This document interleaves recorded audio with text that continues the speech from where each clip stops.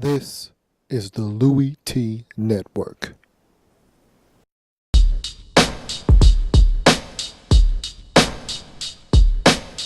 The Redskins Report. Welcome all my fellow Redskin brethren and sisterin. I am your man and resident Redskins fan, Lou. Thank you for joining me today here on the Redskins Report. So we're 0-1. Got a big matchup coming up on Sunday afternoon, 1 o'clock kickoff Eastern Standard Time versus the Green Bay Packers at Lambeau Field. We're on the road. Going to be a huge road test for us. Packers are mad. They're coming off of a loss on the road last week at San Francisco, and so they're going home for their home opener. Going to be a tough win. It's going to be a tough matchup for us. And I don't sugarcoat anything. I give it to you straight, no chaser. All right, and this is going to be a tough football game. Everyone's saying all the right things. First and foremost, let's start with the injuries. Ryan Kerrigan suffered what we feared to be a concussion at the end of that Philadelphia Eagles game. He was examined. He was given the test. He passed. He's fine. No concussions. He's practiced all week. We're going to be okay with Ryan Kerrigan. He's all go. He's going to play in this football game. That's the best news we could have received out of this situation. We need him. He's our Iron Man. I don't know what we would do if he and London Fletcher aren't on the field at all times on the defensive side of the football. I'm just used to seeing 91, and I'm used to seeing 59 out on the field all the time. And so good to know Kerrigan will be there, and we'll have one of our playmakers defensively on the football field on Sunday. You look at another injury, and this one just flared up. Kai Forbath and a groin injury. Really don't know his status right now. Look, field goals are important. We learned that last year. We already know that we missed a field goal on Monday. We need to have a healthy Kai Forbath, and so I don't know what his status is. Shanahan said he was going to work him on practice on Friday and see what he was able to do, and so we'll see if he can go. If he can't go, they'll have to bring somebody else in because we're not doing two kickers. Shanahan said in one of his press conferences after practice, look, we're not doing the two kicker thing. We're not doing one guy for kickoffs and one guy for field goals. We're not using up two roster spots. And I agree with that. No, we don't need to divulge two roster spots on Sunday. It's already hard enough figuring out how you want to slice up this 53-man roster week in and week out. That pie is already hard enough to divvy up as it is. No need to squander a roster spot, those valuable roster spots on Sundays, by using it on an extra kicker. Either he's going to be able to do everything or he's not going to be able to play. And so I'm hoping he can go because I really don't want to go out there and start testing that kicker market. It's not a lot of good stuff out there. And so, look, I'd love to have Kai be healthy enough to kick it off and kick field goals, but we'll see. I don't want this thing to get worse. And if he needs to sit down for a week and allow it to heal, we got an early bye week.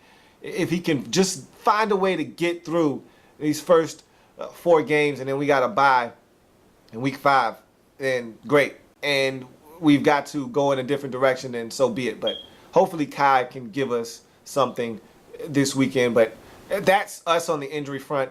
David Amerson had a back. He tweaked it lifting weights on Wednesday. He's fine. He's been full go practice all week, so that's not an issue. Everyone's ready to go. We don't have anybody really listed on the injury report. We're ready to go. And so you look at it from the Packers standpoint, they've got quite a few guys on the injury report.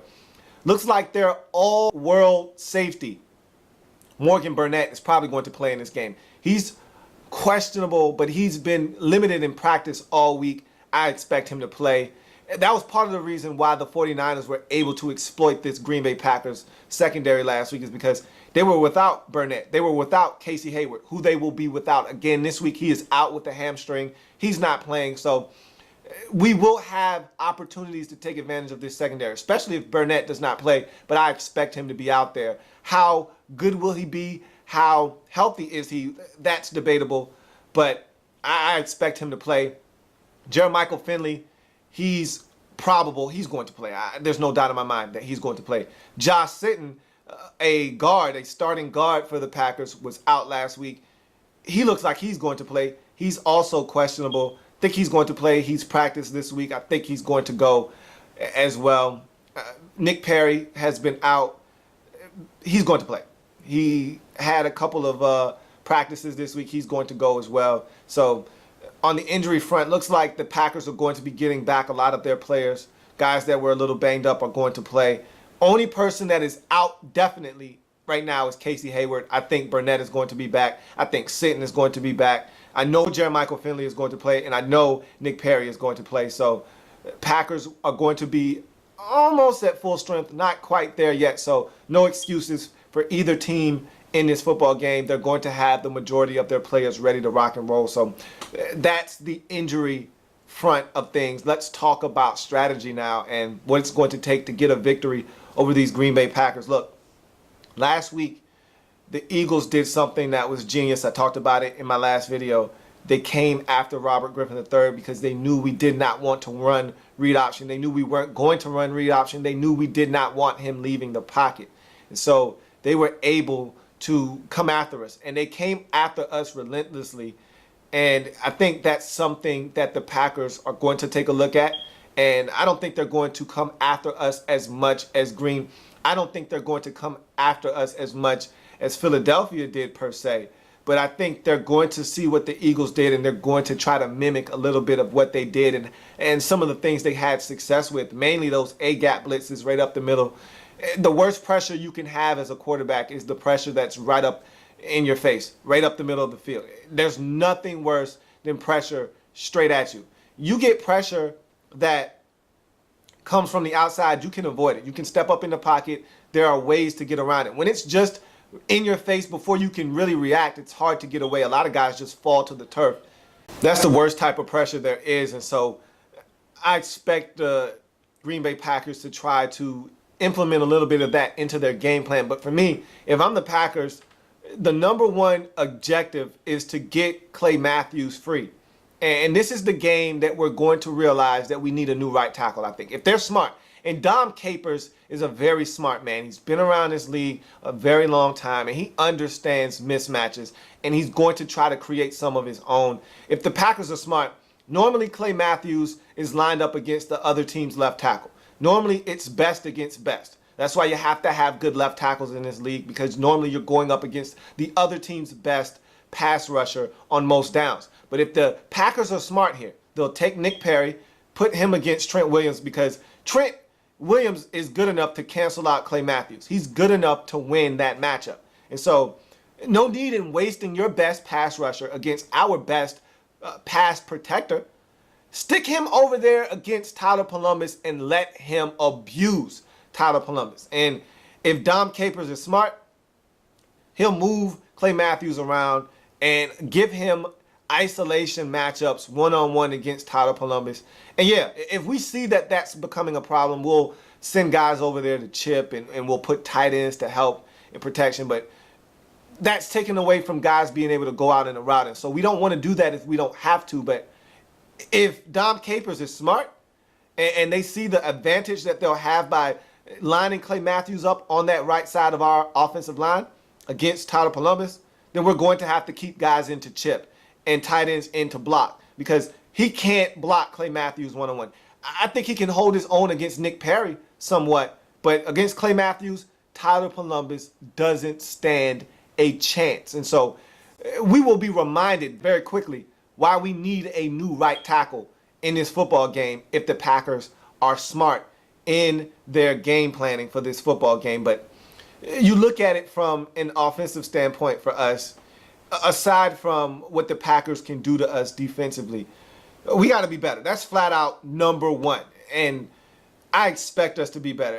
It can't get much worse than what we were in the first half last week. And so I anticipate us coming out playing better football, not turning it over, being more like the team we were a season ago in the second half than the team that we were in the first half against the Eagles. I expect us to come out, play good football, and give ourselves a chance. Now, what are we going to do as far as putting up points?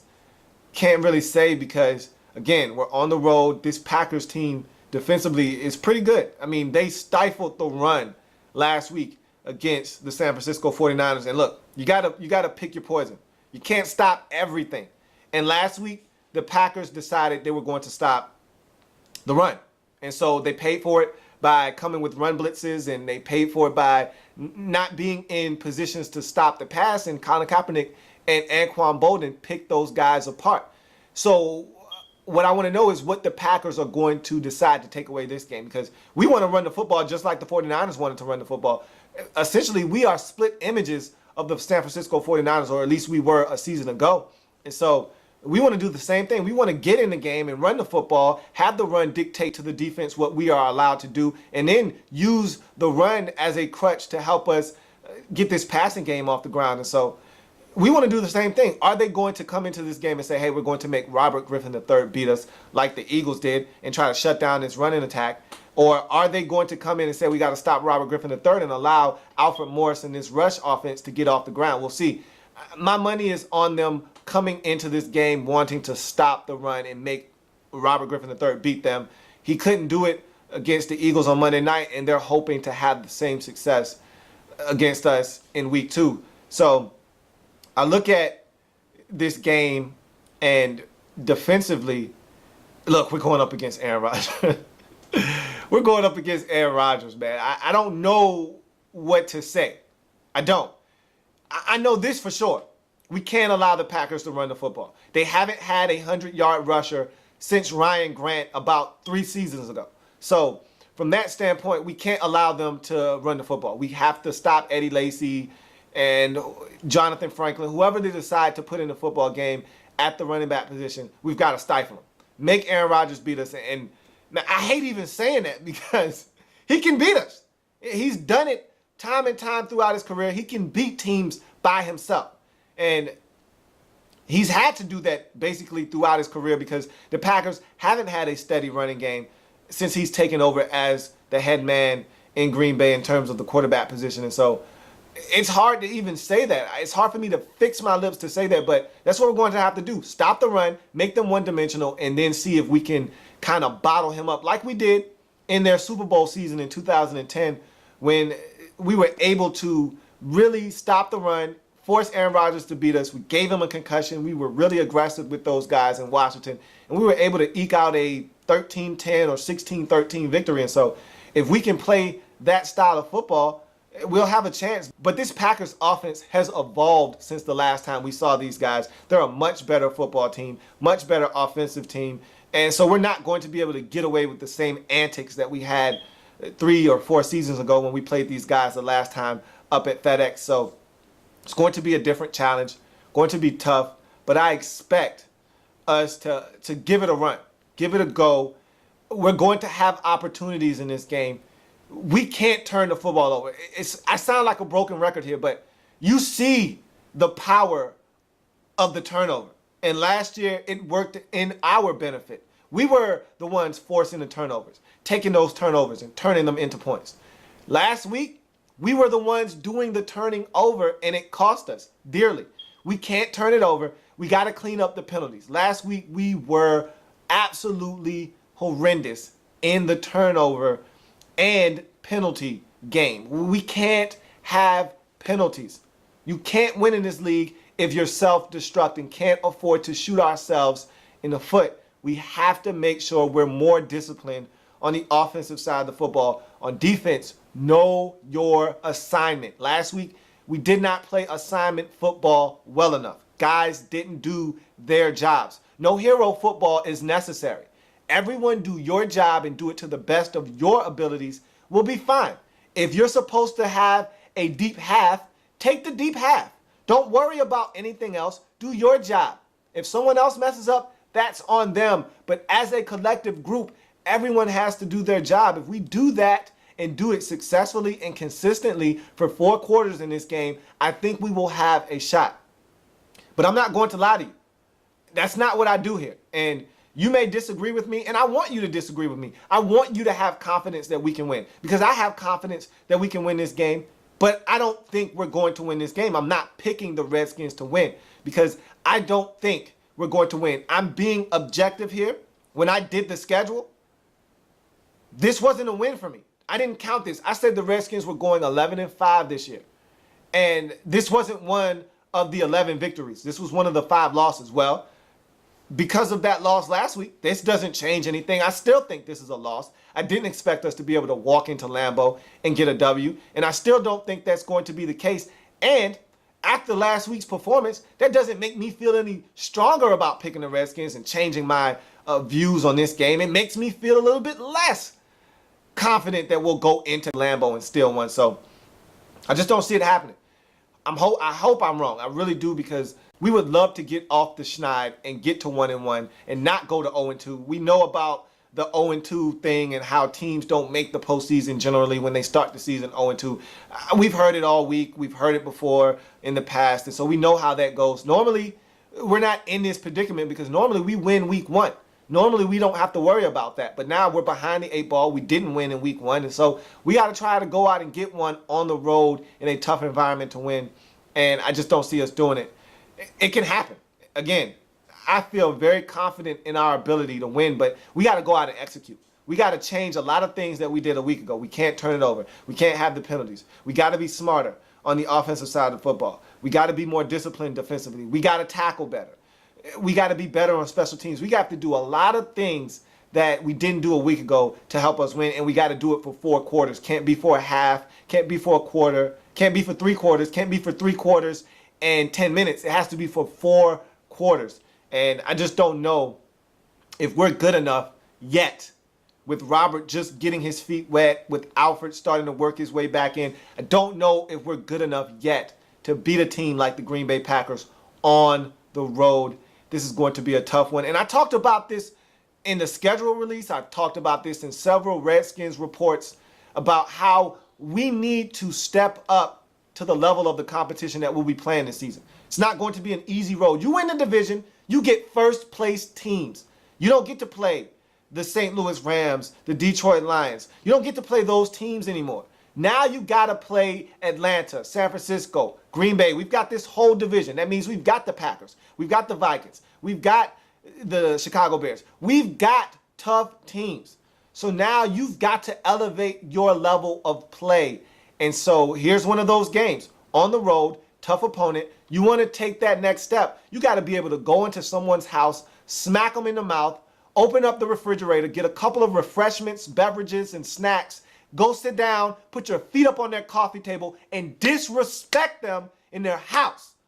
You got to be able to do that if you are a good football team. Are we ready to go and not take our shoes off, even though they're dirty, and walk all over the Packers' white carpet? Go into their refrigerator, get a couple of beverages out, go into the pantry, get some snacks, go and take the remote from them, put your feet that are dirty up on the coffee table and get comfortable. Are we prepared to do that to the Green Bay Packers? I don't know. I don't know. Only time will tell, but I will say this. We're as good as any team when we play our brand of football, running the football with that power running game with Alfred Morris. We got Roy Halou Jr. back now. He adds another element to this run game. When we're at our best, we're a tough team to stop. Ask the Seattle Seahawks. We had these guys down 14-0 in the postseason last year before Robert got hurt and everything changed. When we're firing on all cylinders offensively, we're a tough outfit. We are a tough outfit to deal with. And so, if we play our game, limit the penalties, don't turn it over, force turnovers of our own, tackle better, do all of the little things right, attention to detail on the offense and defensive side of the football. If we do all of the things that we did last year during our 7-game winning streak, we got a legitimate shot at winning this game. But hard for me to feel like we're going to do all of those things after seeing what I saw on Monday against the Philadelphia Eagles. And so, Packers 27, Redskins 20. We fall to the Green Bay Packers on the road. We give it a go, but we can't overcome the Packers at home. Aaron Rodgers in this offense. I just think it'll be a little bit too much for us to overcome on the road. As much as I want to say we're going to get this one, I don't see us getting it. And so It's going to be tough. We're going to have an uphill climb after starting the season 0-2. Let's hope I'm wrong. I hope I'm wrong. I feel like we can steal this one. I just need to see more evidence. I'm a guy that needs to be shown what's going on. I don't go off of what happened last year. This isn't 2012. This is 2013. Brand new season, brand new team. You have to show me all over again. And so right now, I need to be resold on the fact that we are that team. That second half against Philadelphia showed me a lot of heart, showed me a lot of guts, showed me the heart of a champion. Now I need to see the execution of a champion. Let's see if the Redskins can do that. And so I'm a Redskins fan, etched in burgundy and gold. My Redskins spirit will never die. My Redskins spirit will never, ever fold until we meet again. Hail to the Redskins. Let's hope I'm wrong. Prove me wrong, fellas, please. I'm begging you. Prove me wrong. But whether I'm right or I'm wrong, I'll be back here on Monday to break it all down. See you next time on the Redskins Report. Go get them, fellas.